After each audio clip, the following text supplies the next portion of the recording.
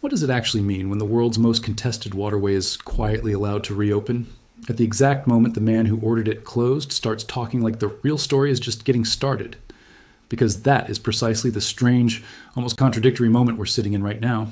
The blockade that choked off nearly a fifth of the world's oil supply may be easing, and instead of sounding like a president declaring victory and moving on, the language coming out of Washington sounds like someone setting the stage for something much bigger than a shipping lane.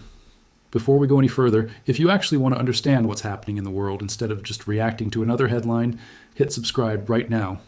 This channel breaks down the real strategy behind the biggest global power moves, and this one might be the story that explains everything that happens over the next few months. So stay with me, because by the end of this video, a reopened strait is going to look a lot less like an ending and a lot more like a beginning. For decades, the Strait of Hormuz has functioned as one of the single most important choke points in the entire global economy. A narrow passage of water, barely wide enough in places for two supertankers to pass each other safely, carrying roughly a fifth of the world's oil on any given day. Every time tension rose between Iran and the West, the strait became the pressure point everyone watched because whoever controlled passage through it effectively controlled a lever attached to the global economy itself. Iran understood that leverage better than almost anyone. For 40 years, the regime treated the threat of closing Hormuz like a loaded gun pointed at the world. Never quite fired, but always visible, always implied. It didn't need to actually block the strait most of the time. The fear that it might was often enough to make adversaries hesitate, to make oil markets flinch, to make Western governments think twice before pushing too hard. That changed in dramatic fashion when the most recent conflict escalated past the point of rhetorical threats. Mines were laid, tankers were harassed, and in response, the United States didn't try to force its way through Iranian resistance. Instead, it flipped the entire situation, placing a blockade not on the strait itself, but specifically on Iran's own ports, letting the rest of the world's shipping continue while cutting Iran off from the very waterway it had spent decades treating as its ultimate leverage. Now, weeks into that arrangement, signals are emerging that this blockade may be loosening. Reports citing officials familiar with the ongoing maritime posture in the Gulf suggest that restrictions on vessels tied to Iranian ports could ease in the near term, potentially restoring something closer to normal shipping patterns through the strait. On the surface, that sounds like exactly what everyone should want: de-escalation, a return to normal. The oil market's breathing a sigh of relief, the kind of headline that gets read once and forgotten. But something doesn't quite add up. Because at the exact moment this de-escalation is being signaled, the tone coming from the American side hasn't softened to match it. If anything, it's hardened. Public remarks framed the loosening of the blockade, not as a resolution, but almost as a formality. A technical adjustment sitting inside a much larger, still unfolding strategic picture. That is not how leaders typically talk when a crisis is actually winding down. That's how leaders talk when one phase of a confrontation is ending, specifically to make room for the next one. If you're starting to sense that something bigger is happening underneath the surface, here, make sure you're subscribed, because we're only just getting into the real mechanics of this shift. And the next part explains exactly why easing a blockade can sometimes be a far more aggressive move than tightening one. It helps here to look back at how threats to close Hormuz have played out historically, because the pattern is remarkably consistent, and this moment breaks from it in a very specific way.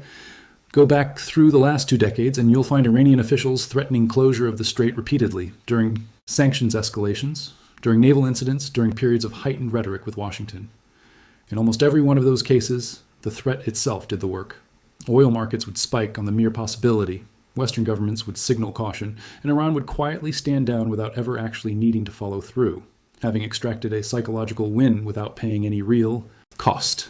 What makes the current moment different is that, for the first time in decades, it wasn't Iran controlling the closure and reopening of that leverage. It was Washington.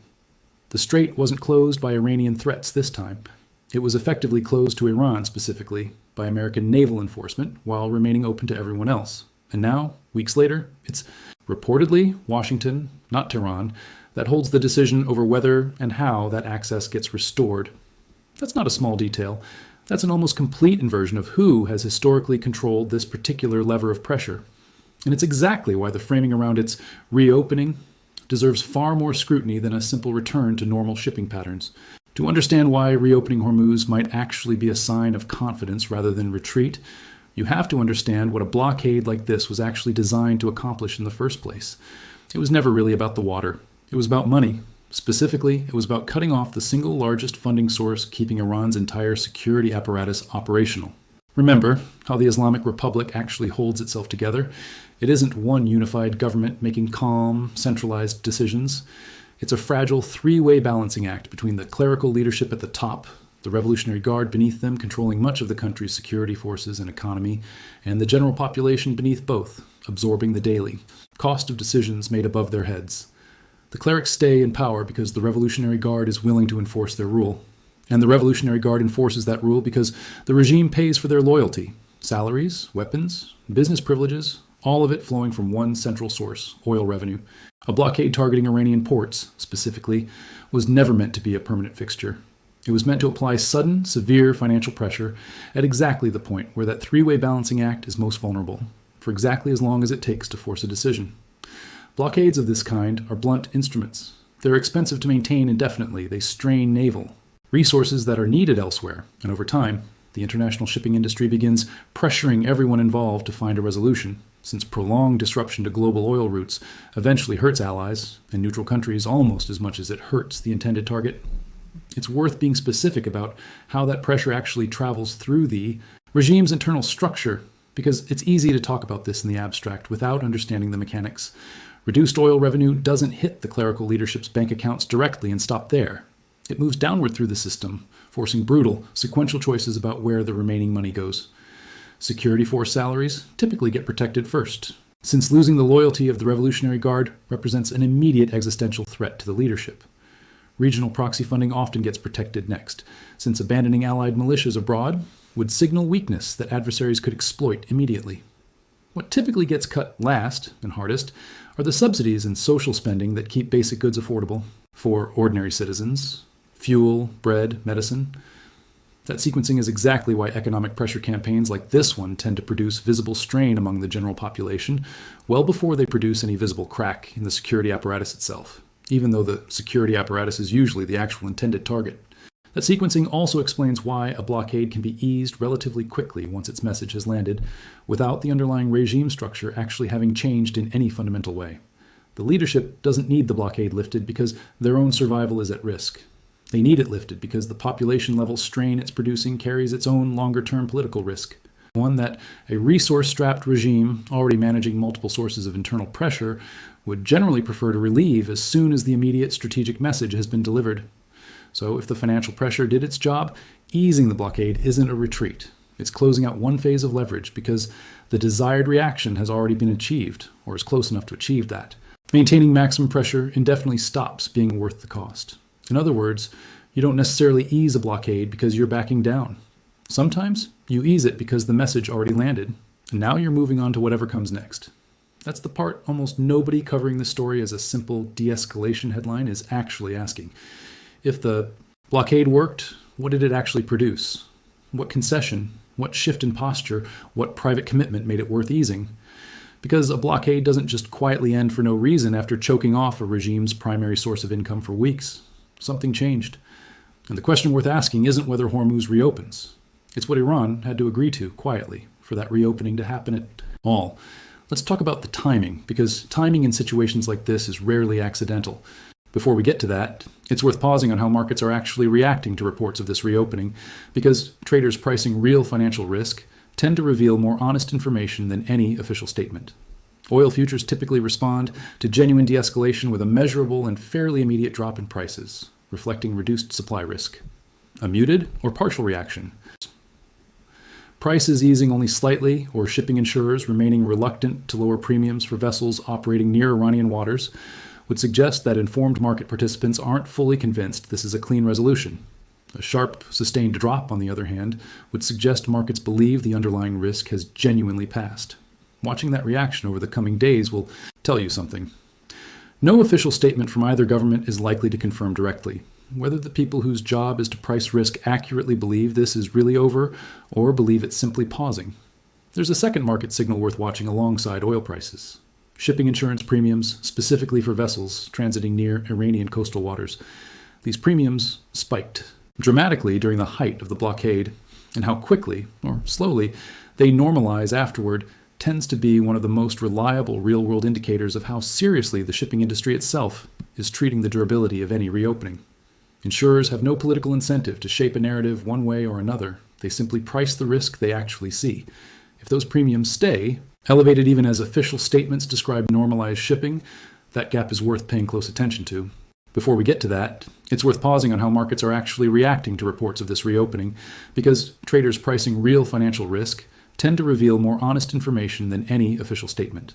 Oil futures typically respond to genuine de-escalation with a measurable and fairly immediate drop in prices, reflecting reduced supply risk. A muted or partial reaction.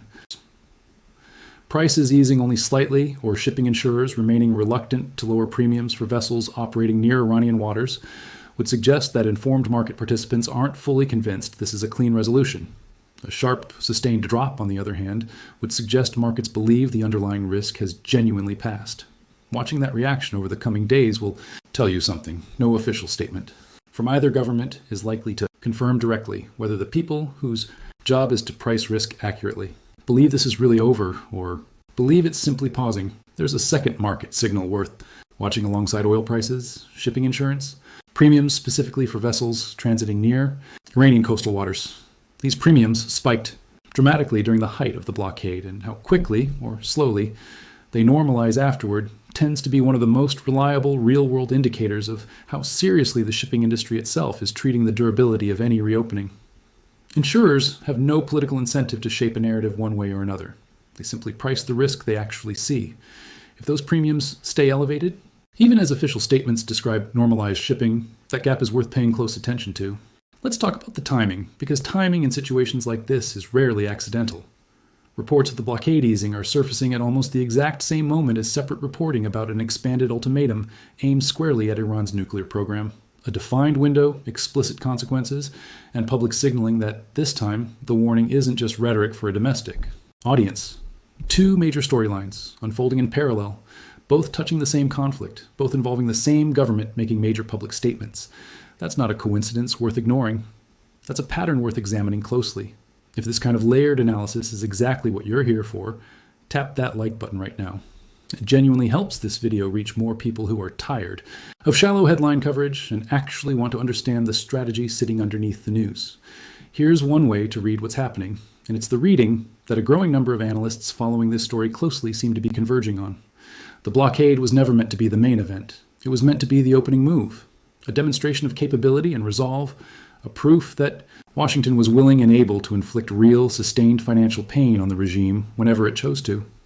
Once that demonstration succeeded, once Iran's leadership had unmistakably absorbed the lesson that its economic lifeline could be cut at will, the blockade's job was largely done. Easing it costs Washington very little strategically, while removing a card that would otherwise need to be played twice if the real target, the nuclear program itself, becomes the focus of the next phase of pressure. Under this reading, reopening Hormuz isn't the end of the confrontation. It's clearing the table for the actual confrontation that was the point all along. A naval blockade over shipping access is, in the grand scheme of geopolitical leverage, a relatively contained and reversible move. A confrontation over nuclear capability is not. It's the kind of dispute that doesn't get resolved by easing restrictions on tanker traffic. It gets resolved by one side fundamentally changing its nuclear posture, or by a level of conflict that goes well beyond anything a shipping blockade could ever represent. That's why the language coming from Washington around this reopening feels almost detached from the achievement it should represent. Ending a blockade that choked off a hostile regime's oil revenue for weeks would normally be framed, if it were truly the endpoint, as a triumphant resolution. Instead, officials have talked about it almost as background noise compared to what they describe as the far more consequential decision still sitting in front of Iran's leadership. That imbalance in emphasis, treating the blockade's resolution as minor while treating the nuclear ultimatum as the real story, is itself the clearest signal available that Hormuz was never really the main battlefield. It was the warning shot. Let's talk about what Iran's leadership is actually facing in this moment, because understanding their position explains why they might genuinely be willing to accept an eased blockade as a partial win, even while facing a much larger demand on the nuclear question. Weeks of restricted access to their primary source of oil revenue have reportedly inflicted serious damage on Iran's ability to fund the security forces and regional networks the regime depends on.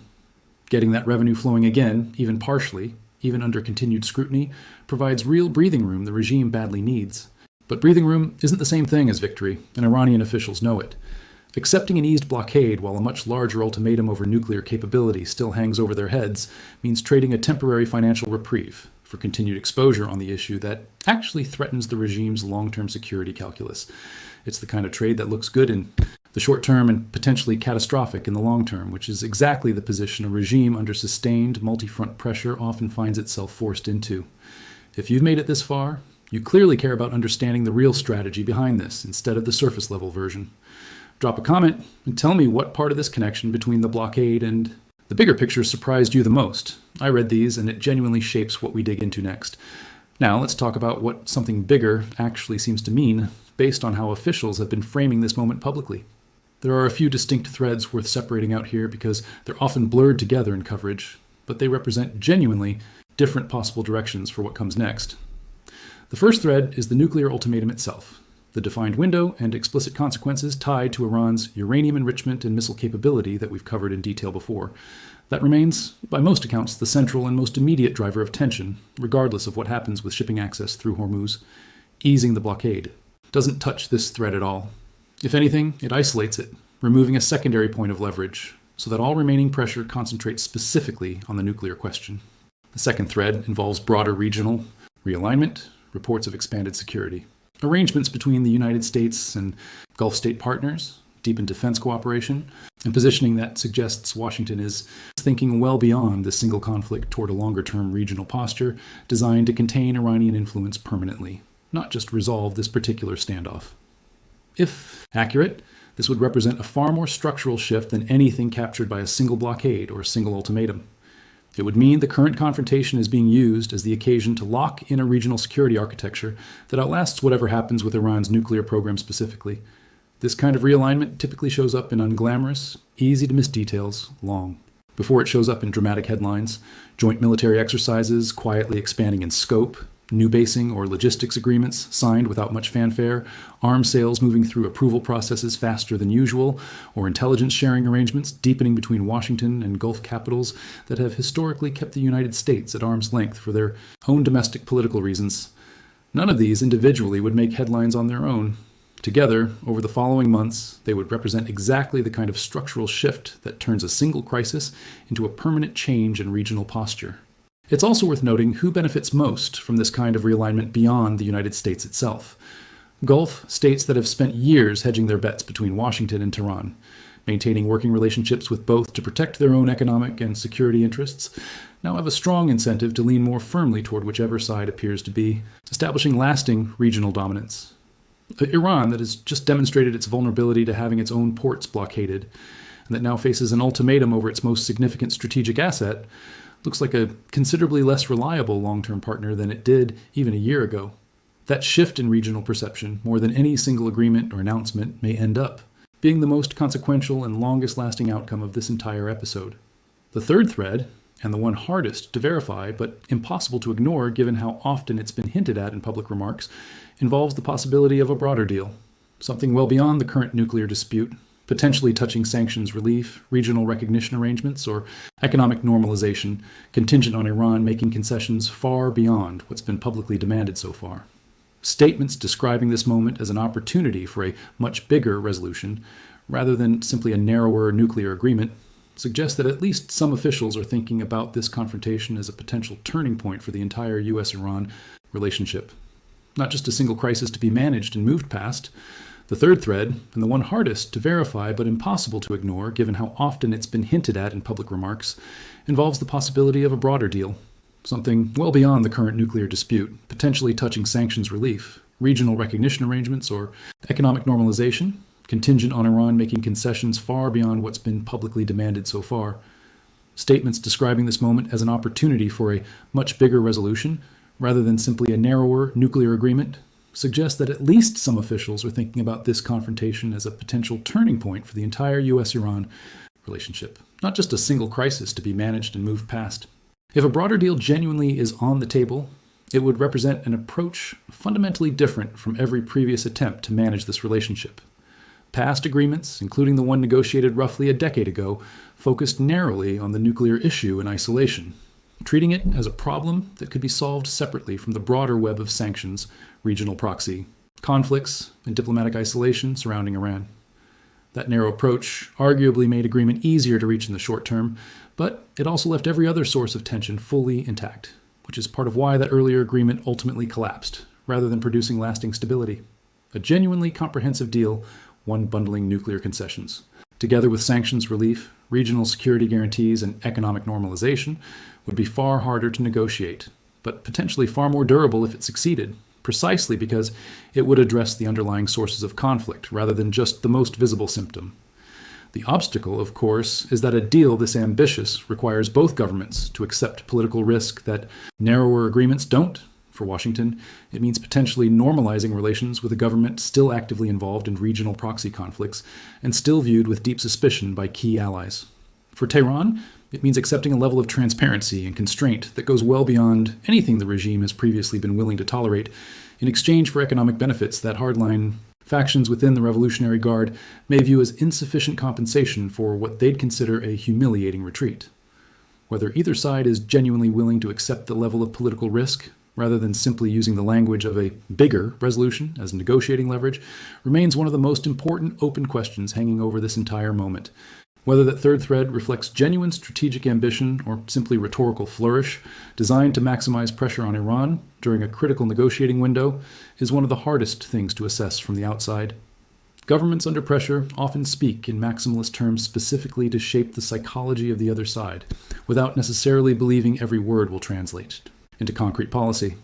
But the consistency with which this bigger picture framing has shown up across multiple separate statements on multiple separate occasions suggests it's at minimum a deliberate strategic narrative, even if the full scope of what it eventually produces remains genuinely uncertain. Let's talk about how Iran is responding to all of this, because the pattern here follows something we've seen before, and it's worth understanding exactly why. Publicly, Iranian officials have downplayed the significance of the blockade easing, framing it as recognition of Iran's own resilience and refusal to be intimidated, rather than as any kind of concession extracted through pressure. At the same time, they've dismissed the broader ultimatum framing as illegitimate interference, reaffirming that any nuclear program decisions remain a matter of sovereign right. Watch closely for state media coverage in the coming days that leans on dramatic, confident messaging, footage emphasizing resilience, narration framing the blockade's easing as proof the regime successfully weathered outside pressure without meaningful compromise. On the surface, that looks like typical wartime messaging aimed at an external audience. But think about who that messaging is actually built for. Foreign governments don't revise their strategic assessments because of a confident broadcast. The audience that actually matters for this kind of messaging is internal, a population that needs reassurance that their government remains strong and in control, and a security establishment whose loyalty depends partly on seeing leadership project confidence rather than uncertainty. There's a deeper irony worth sitting with here, similar to the one we've seen throughout this entire conflict. The more elaborate and reassuring that internal messaging becomes, the more it usually reveals about how much uncertainty exists behind closed doors, rather than how much genuine confidence actually exists. A regime that had truly weathered this pressure without any meaningful private concession would have far less need to repeatedly reassure its own population that nothing significant had changed. If this kind of honest, layered breakdown of world events is exactly what you come here for, make sure you're subscribed. Because the next part goes into what actually happens next and why the timeline here matters just as much as the outcome. So where does this actually go from here? There are really three broad paths sitting in front of both governments right now, and each one treats the Hormuz reopening very differently. The first path is that the blockade easing genuinely represents a controlled, deliberate handoff from one phase of pressure to the next, shipping access restored specifically because the financial message already landed, freeing up naval and diplomatic resources to concentrate entirely on the nuclear ultimatum. Under this path, expect continued, possibly escalating pressure specifically around enrichment levels and inspection access in the coming weeks, even as headlines about Hormuz fade from the news cycle entirely. This is the path most consistent with the public statements downplaying the blockade's significance relative to the larger ultimatum. The second path is that the blockade easing reflects a genuine, if partial, negotiated compromise, one where Iran has quietly agreed to some meaningful concession, whether related to inspection access, missile testing restrictions, or partial rollback of enrichment activity, in exchange for restored oil revenue. Under this path, expect the nuclear ultimatum's public urgency to gradually soften over the coming weeks, as both sides work toward formalizing whatever private arrangement made the blockade easing possible in the first place. This path is harder to verify from public statements alone, since a face-saving compromise, by design, tends to be framed publicly by both sides as something other than what it actually is. The third path, and the one worth taking most seriously given how consistently officials have hinted at something beyond the current confrontation, is that this moment represents the opening phase of a genuinely larger regional realignment, one where the current nuclear standoff becomes the occasion for locking in expanded security arrangements, deepened Gulf state partnerships, and potentially the framework for a broader, more permanent shift in how the United States approaches the entire region, well beyond whatever specific outcome emerges from the current ultimatum. Under this path, the Hormuz blockade and its easing were never really about Hormuz at all. They were a proving ground for a strategy meant to be applied far more broadly. The third path, and the one worth taking most seriously given how consistently officials have hinted at something beyond the current confrontation, is that this moment represents the opening phase of a genuinely larger regional realignment, one where the current nuclear standoff becomes the occasion for locking in expanded security arrangements, deepened Gulf state partnerships, and potentially the framework for a broader, more permanent shift in how the United States approaches the entire region, well beyond whatever specific outcome emerges from the current ultimatum. Under this path, the Hormuz blockade and its easing were never really about Hormuz at all. They were a proving ground for a strategy meant to be applied far more broadly. It's worth walking through what each of these three paths would mean in practical terms over the following months, because the differences matter enormously for anyone trying to understand where this is actually headed. Under the first path, expect a relatively quiet period around shipping and Hormuz specifically, paired with sustained or intensifying rhetoric and pressure focused entirely on nuclear enrichment and inspection access, a narrowing of the conflict to its most consequential single issue. Under the second path, expect gradually softening public rhetoric on the nuclear ultimatum over the following weeks, paired with technical, detail-heavy announcements about inspection frameworks or partial enrichment rollbacks that get framed by both governments as significant wins, even if the underlying substance is more modest than the framing suggests. Under the third path, expect a steady drumbeat of announcements that have little to do with Iran directly. Expanded joint exercises, new basing arrangements, deepened intelligence cooperation with Gulf states, that only in hindsight, months later, reveal themselves as part of a coordinated, deliberate regional strategy, rather than a series of unrelated developments. None of these three paths is guaranteed, and anyone claiming total certainty about which one is actually unfolding is almost certainly overselling their own confidence. What we can say is that the specific language being used, describing this as something much bigger, rather than simply framing the blockade's easing as a resolved crisis, strongly suggests that whatever comes next is being deliberately built up as more consequential than the shipping story that dominated headlines for the past several weeks. Before we get to how this all wraps up, it's worth laying out the specific signals worth watching in the coming weeks, because these will tell you which of the three paths is actually unfolding long, before any government confirms it officially. Watch how quickly shipping insurance premiums for Iranian-linked vessels actually normalize, since that tells you how much the industry closest to the risk genuinely trusts the reopening to hold. Watch for any announcements involving expanded defense cooperation, basing agreements, or arms sales between Washington and Gulf state partners, since a genuine structural realignment tends to show up first in unglamorous logistics agreements rather than dramatic press conferences. Watch the tone and frequency of statements specifically about the nuclear ultimatum in the weeks following any Hormuz reopening. A sudden softening in urgency would suggest a quiet compromise is being formalized, while continued or escalating pressure would suggest the blockade's easing was simply clearing the runway for a harder confrontation still to come. And watch Iran's own state media closely for any subtle shift away from purely defiant messaging toward language that leaves room for eventual compromise, since that kind of shift, however small, tends to precede real diplomatic movement by days or weeks. None of these signals guarantee a specific outcome on their own, but together they form a far more reliable picture than any single dramatic headline will give you. This is exactly why understanding the mechanics underneath a story like this matters more than reacting to whatever the loudest headline of the day happens to be. There's also a human dimension to this story worth taking seriously, because it's easy to get lost in strategy and leverage and forget the people actually living through the consequences of these decisions. Ordinary Iranians have spent weeks absorbing the direct impact of restricted oil revenue, shortages, currency pressure, and the daily uncertainty of living inside an economy squeezed by forces entirely outside their control. If the blockade genuinely eases, that specific pressure may lift somewhat in the near term. But if the larger nuclear confrontation intensifies in its place, as the current framing suggests it might, that relief could prove extremely short-lived, replaced by an even more consequential phase of pressure that the population had no say in creating and will likely bear the earliest cost of navigating.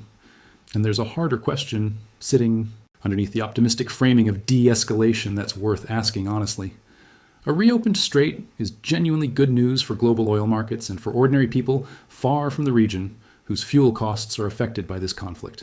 But de-escalation on one front doesn't necessarily mean de-escalation overall, and treating a partial tactical easing as proof that the broader confrontation is resolving would be a serious misreading of what officials themselves seem to be signaling. Peace on one battlefield isn't the same thing as peace in the underlying conflict, and it would be a mistake to confuse the two. What we can say with real confidence is this: the easing of the Hormuz blockade, if it materializes as reported, represents the closing of one specific chapter in a much longer confrontation, not the resolution of the confrontation itself.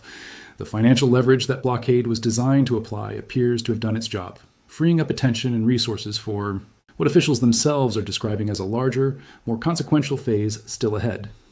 Whether that larger phase produces a genuine diplomatic breakthrough, a quiet negotiated compromise, or a fundamental lasting realignment of how the United States engages with the entire region depends on decisions that haven't been finalized yet, by people operating under more pressure than most of us watching from the outside will ever fully understand. What we do know is this: for over 4 decades, Iran treated its ability to threaten global shipping through Hormuz as one of its most powerful sources of leverage over the outside world. For a few tense weeks, that leverage was turned back against the regime itself, cut off entirely rather than merely threatened. And now, as that specific pressure eases, the language coming from Washington makes one thing unmistakably clear. This was never really about the water. The gun Iran once pointed at the global economy has been quietly, deliberately taken out of its hands. And the far larger question, what happens now that the regime is dealing with Washington without that leverage in reserve, is the story that's actually just beginning. If this video helped you actually understand what's happening in the world right now instead of just watching it scroll past you, that's exactly why this channel exists. Subscribe, share this with someone who needs the full picture instead of the 30-second version, and I'll see you in the next one, where we go even deeper into the stories actually shaping our future.